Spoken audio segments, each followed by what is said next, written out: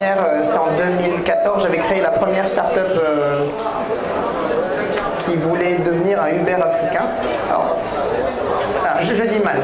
La première start-up qui voulait juste faire un truc avec du mobile. À l'époque, Uber n'était pas en Afrique, il était à peine arrivé en Europe, etc.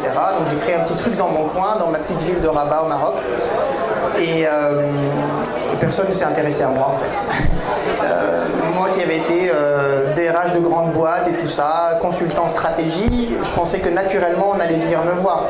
J'allais poser un dossier chez les investisseurs, tout le monde allait venir signer tout de suite. Et personne n'est venu. Et en fait, ma chance à moi, c'est qu'il y a eu le Global Entrepreneurship Summit qui était à Marrakech en novembre 2014. Et il fallait que je pitch quoi. Il fallait que je pitch le truc et donc je me suis dit putain qu'est-ce que je vais leur raconter. Il y a juste comment il s'appelle, Joe Biden, le vice-président d'Obama, il y avait plein de trucs. Je sais comment tu vas faire. Alors je me suis dit je vais leur dire que je vais faire le Uber africain.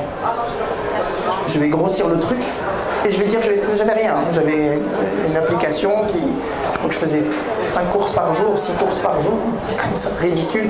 Une application qui est développée par un stagiaire et moi qui ne connaissais rien aux techniques. Je savais ce que je voulais, je connaissais bien mon marché, mais j'avais rien comme produit, mais j'avais un rêve. Et j'avais surtout cette idée de dire je vais faire rêver les gens.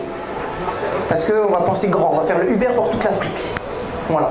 Et après, on a pris des chiffres. Comme j'étais consultant, on sait faire des belles slides, il n'y a pas de problème. Et j'ai pitché, et une semaine après, on a 3 boîtes qui sont venues proposer un rachat. Sans s'en foutre de la technologie, mais ce qu'elle voulait, c'est le mec suffisamment fou pour dire qu'il allait faire le Uber africain. Et voilà, le truc est devenu ensuite Calim, et la boîte s'appelle Calim, pas Calim, mais la boîte s'appelle Calim, et derrière, voilà, on a grandi le truc, et aujourd'hui, c'est un des seuls endroits au Maroc où un acteur local ou régional bat Uber. Et ça, j'en suis plutôt fier.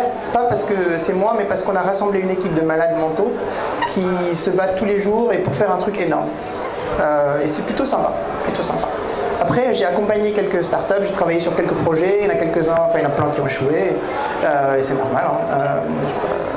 Mais mon message, c'est de dire, bon, j'ai de la chance parce que je suis tombé sur un secteur intéressant, un bon timing, un GIES au bon moment, Joe Biden sur la scène, enfin, c'est une chance.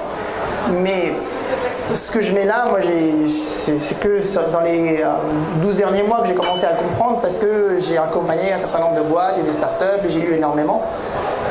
Mais vraiment, retenez quelques trucs, tu vois, c'est pas compliqué, il n'y a pas de théorie, il n'y a pas de bouquin, j'ai écrit rien là-dessus, mais c'est juste ma petite perspective sur qu'est-ce qui fait qu'on fonctionne ou pas. Et cette petite phrase à la fin, moi, me tient à cœur.